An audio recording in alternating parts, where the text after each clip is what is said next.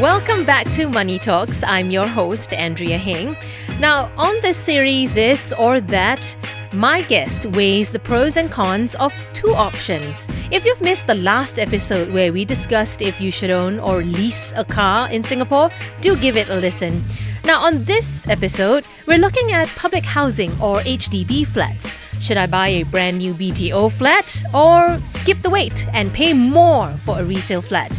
The longest waiting time for a new BTO flat that I've heard of is 6 years. 6 years. Think about that, okay? My own sibling gave up after 2 years and went straight to the resale market, of course, at a much higher price. Many new homebuyers say the long wait time and the limited selection of BTO units are the key factors for turning to the resale market, only to be hit by record prices there.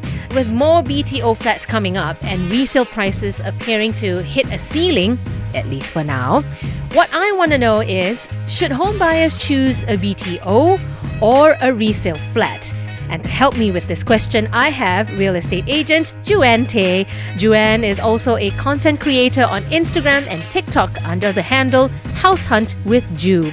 Welcome to Money Talks, Jooann. Hi, Andrea. Nice to meet you here. Likewise. Okay, so Jooann, how often do you, as a real estate agent, get home buyers who say they can't get a BTO flat, hence they need a resale flat? How frequently is that occurring? Just about every other week, I'll have someone come to me with this distressed situation, saying that they have been going through the BTO exercise for many times, and of course, to nobody's surprise, they have given up on that dream, and have to turn to the resale flat. Unfortunately, what's the longest wait time you've ever heard? I had someone who tried 10 times in the past 3 years. Wow, 10 times. Yeah, still trying. Still trying. Okay, 10 times and going. Okay, so is there a typical profile for the resale flat buyers who can't afford to wait? What are some of the reasons for needing a home so urgently? Most of them would have been already married. They would have some sort of family nucleus going, which explains why they need a space on their own. They need a flat or home to move into more immediately than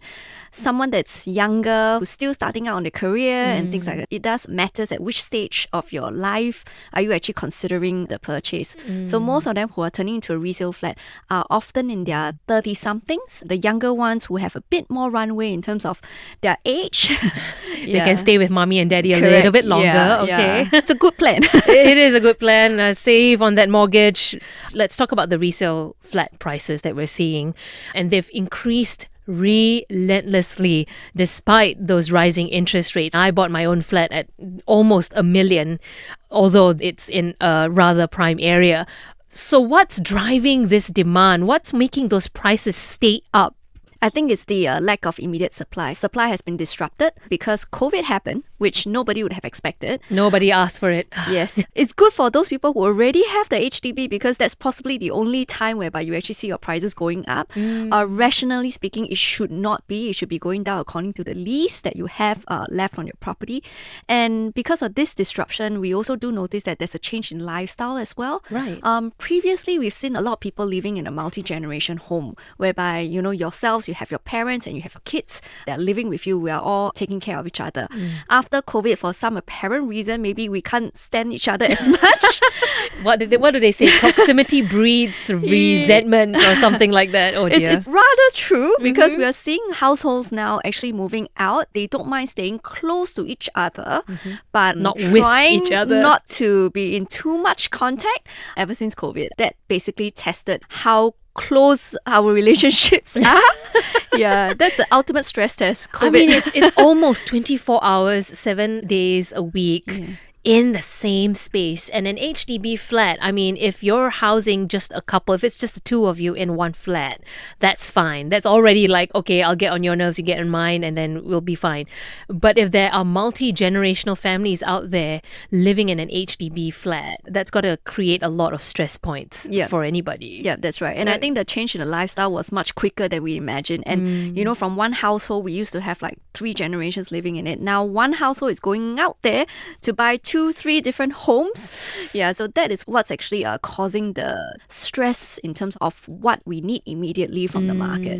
Yeah, and BTO may not be the the most sound choice when it comes to moving in immediately. You do have to wait a significantly long time and having to stay with your family. If that's actually an issue that has come up before, then of course you will have to turn to the resale market. Okay, we're going to get into the pluses and the minuses of the BTO in just a bit. Now, the government did implement several measures to increase the attractiveness and the availability of BTO flats, right? And all the construction has been ramping up. I'm seeing a lot more HDB flats coming online. From increasing supply to giving out more generous grants, those are among the things that they're introducing to make BTOs more attractive. But are these things enough to move some of that resale demand to the BTO market? These two groups, the understanding that I have that they're going out there to buy BTO and resale are very different in terms of what they are looking for. Most of them who do not need the immediate housing would turn to BTO because they are significantly more affordable. I wouldn't use the word cheaper anymore. It's no longer cheap. That has passed. What is cheap anymore? We've all come to a consensus on that. When it comes to BTO, we do know that they're offered at a discount from the market and they're often at lower prices than what the ready flat would come with. And of course, the ready flat in terms of resale will come with a lower lease remaining, for example. It goes back to why you need the place. Let's say you're going into a resale, you do have to deal with a whole bunch of different issues like around it versus going into a BTO. And there's renovation to think about as well. There's a lot more than that. Actually, what people don't understand is that when you go into the resale market right now, especially if you're in your very young 20s or 30s, you have a young family, for example, the cost of it does not just come from the flat itself. You do have to account for renovation, for example. And one of the things that we cannot expect is the COV, which is your cash over valuation. Oh, yes. Yes, which a lot of people forget. And recently, we do have someone paying about 100 over 1,000 COV on a certain flat. There is 100K COV in this market? Yes, there wow, is. I never thought I would hear that kind of COV amount anymore ever since the early 2000s. I'm glad I'm not the one representing the person. I guess it boils down to what you really want the unit for, what you really want the house for. And I guess if you can afford to wait, but how long is affordable in terms of that long wait, right? Because even if you're a newlywed, you don't really want to stay at your in-laws' place for too long before you jump ship, right? Yeah. For BTO, it's really on affordability. If you're just starting out, if you're early 20s, and you're so certain that your partner is going to be with you all the way through, that's very important. Yes. Because that's one of the criteria of owning a BTO, right? You have to get married or at least a fiancé scheme. Yep. Yeah, so then if you're so confident of that, then I feel like, yes, you do have the runway to possibly wait it out. You might be just starting out in your career and things like that. Things may take some time to actually shift and then eventually you settle into your new home. And I then think that's perfect timing. Yeah. And that waiting period allows you the time to save up for good furniture, proper renovation, so you're not rushing into it, right? Yeah. You do know that there's light at the end of the tunnel, I guess. Like after a median wait is 4.4 years. Maybe not to the ones who had to go through COVID. That light at the end of the tunnel seemed very far away. Yeah. But I guess in today's context, it's a little bit different. So generally, BTO flats are not cheaper. They're more affordable than resale flats. But the gap does seem to be narrowing. So let me give you a scenario. Take the February BTO launch, a 4-room brand new flat at Farrer Park Fields. I read costs up to $630,000. Now that's comparable to a 4-room resale flat at Farrer Park Gardens, so not very far away, it's in the same vicinity. That resale flat is going for $613,000. It is 45 years old. So the question is, should a prospective home buyer be looking at a BTO flat or a resale flat in this scenario? Okay, it's a bit of a predicament because I think both products are quite different.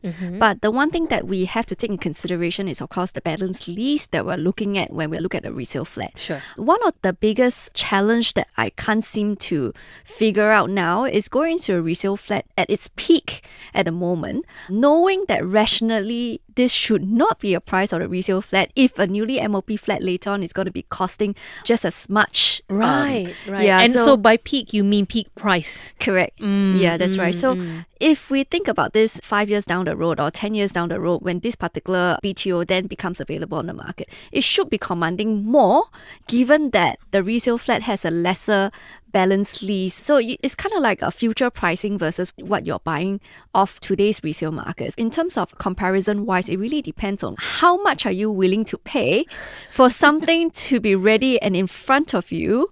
I guess that's the premium. Yes. It's the price. It's literally the price you pay for what you want. And if you want something now, i.e. now meaning as for as short a time as you can afford, versus okay, I'll wait a while, I'll pay the same amount, I'll wait a while longer, I get a brand new flat or an MOP flat. It's younger, it has a longer runway, I can stay there longer. What becomes the considerations for a buyer in that situation to say, hey, how do I weigh this out? All right. I think first of all, you have to look at your age. At what age are you entering this flat at? If you're still young, I think BTO is the way to go. But if you're already trending towards 30-something, going to 40, where you're at the most income productive stage of your life, then it could be a BT no for you.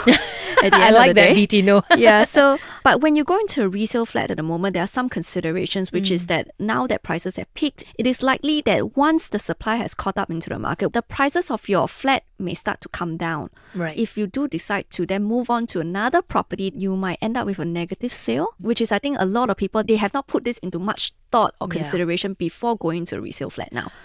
I completely agree with you on that, because when I made the decision to spend $800,000 on my very old HDB flat, I knew that this was the flat that I was going to retire in. Yes, I'm not correct. going to move anymore.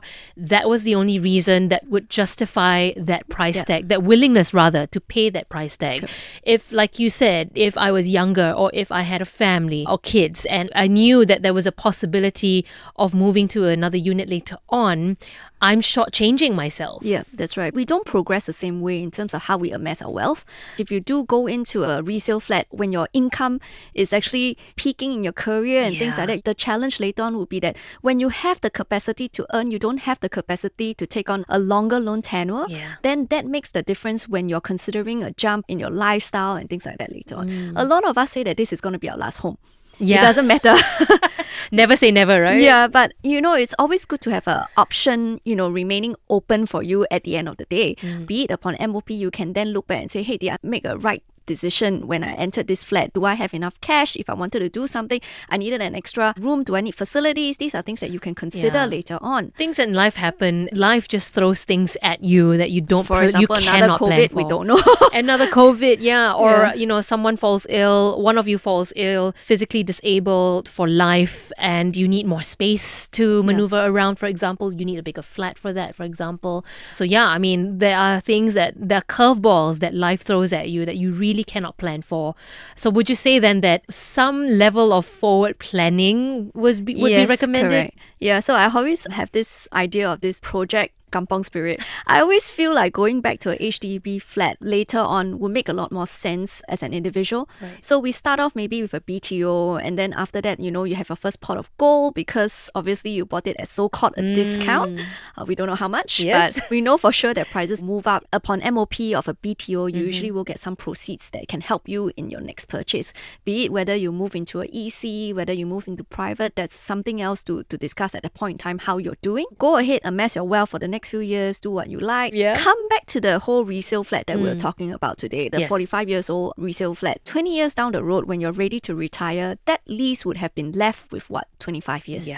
Do you then think it's a better idea to then sell off what you have, go back to HDB, retire, and then be able to enjoy what you have made over the lifespan of yours, working so hard, and then retire in this HDB without any financial obligations? So I think that's the end goal for what Project Kampong Spirit is meant to be, it's okay to be uncomfortable and then comfortable later. I call it short-term pain for long-term gain. Don't go for instant gratification. If you lay out this plan and then you look at your options at the moment, even for myself, that will be my end goal. I don't mind retiring in a HDB and then Oh, for sure. That's a good space. Knock down the rooms, one big room. Doesn't It's matter. gonna be me and my husband anyway. That's all. And then maybe all my neighbors who I sold this plan to. That's quite quite a genius plan, I have to say. Like I said, right, this is the house for me. I'm done. I don't want to move anymore.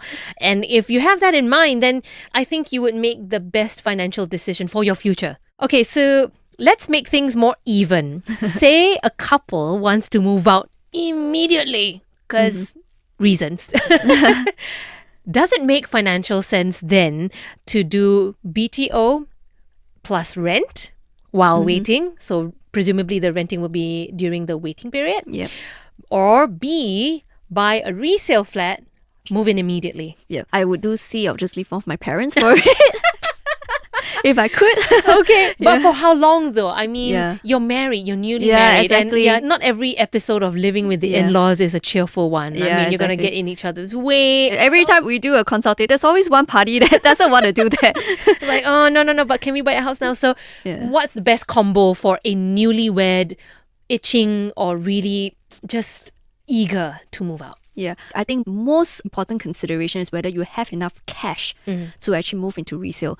Because what we fail to plan is that when we go into a resale flat, there are a lot of costs involved in acquiring the flat. Sure. So COV is one thing that we are all expecting. If you go into a 4-room now, 5-room now, even a 4-room, which is one of the most highly contended space at the moment, given the last cooling measures, we have more 4-rooms hitting $1 million than before. It then depends how much cash you have in terms of the COV, the cash over valuation that you're about to pay for.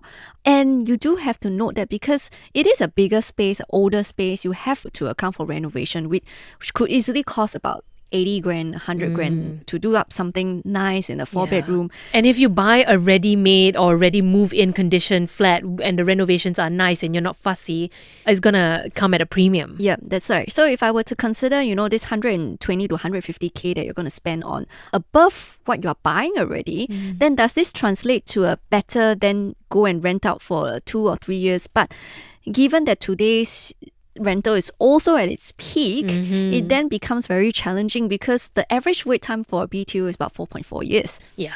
You're not going to spend $2,000 anymore unless you're okay to do room rental, for example. I would do that with my parents and then just live in a room and lock myself in for the rest of the day. Option C. Yeah. But then again, if you're going out there to properly rent even a HDB 4-room flat, for example, they are already hitting about 4K in non-mature estates. Non-mature estates. Yes, we have some in Punggol, Sengkang, like the 4 rooms and 5 rooms already hitting about 5K to 6K in terms of rent.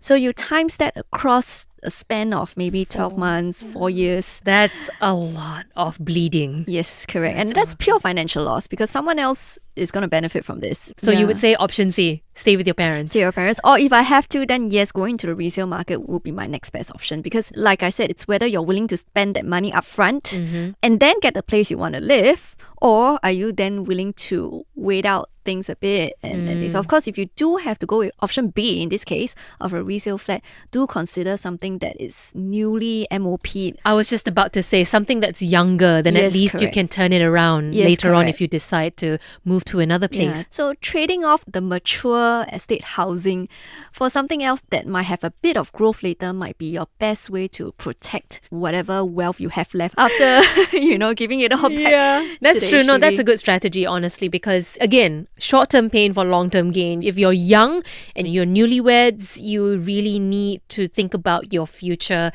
and where that dollar is going to take you, right? Yeah. And in that particular segment whereby you're still young and this is your first home, that's where a lot of people actually make mistakes because they don't actually have people advising them what to do on their BTO flats. Yeah. There's no agent serving that market, unfortunately, Yeah. because there's no money to be made by the agents, right? Not until 5 years later. Yeah, a lot of people often trend towards BTO. Right. Yeah, but actually going into a resale market with a newly MOP flat could And be a MOP good... is a minimum occupation period, am I Yes, right? correct. Okay. So when someone actually just fulfilled that minimum occupation period and then buying off these flats with a brand new sort of like almost 90 over years lease does sound like a better decision than having to wait for a BTO flat for the next 4.4 years or 6 years in some estates that we know. 4 years. It may seem short to some, but when you compare it to the growth of a child, from baby to Yeah. a child, I mean, that's huge growth. But say there are some young people, be it single or married or engaged, they still for some reason they need to rent, what is your advice? What should they look out for, and how should they manage that financially? So say, for example, you are just two very young couple without kids, you're okay to travel, then go out somewhere, maybe close to the new home that you're about to buy, experience the neighborhood, live there for a while, and get to know things around, how to get around. Yeah. I think that is a good and sound decision to make. If connectivity is an issue for you, some of the clients that I know about, a majority of them are actually moving for schools reasons. Yes. Yeah, so if that is the case, then you really have to, go out there and rent something within the vicinity of the schools that the kids are going to. So that's actually the other spectrum of buyers in the market now who are renting because of that aspect. Oh, yes. I Yeah. know quite a number of people doing that. Now, before we let you go, wanted to get your advice to home buyers given the current market. The current market is a very, very weird one because it's no longer rational. It's a crazy market. Yeah, so it's hard to be rational about it because there's so much emotions going in when you're buying your home. The best advice that I can give to anyone buying a home is to imagine who is going to buy this flat from you later on. Because that would be your exit strategy. If you can't imagine someone else who could live in there, then don't buy it. I could not agree more with you, Jooann. Like, that is spot on. Sound advice from Jooann Tay there if you're in the current market, and a great end to our conversation. Home sweet HDB home.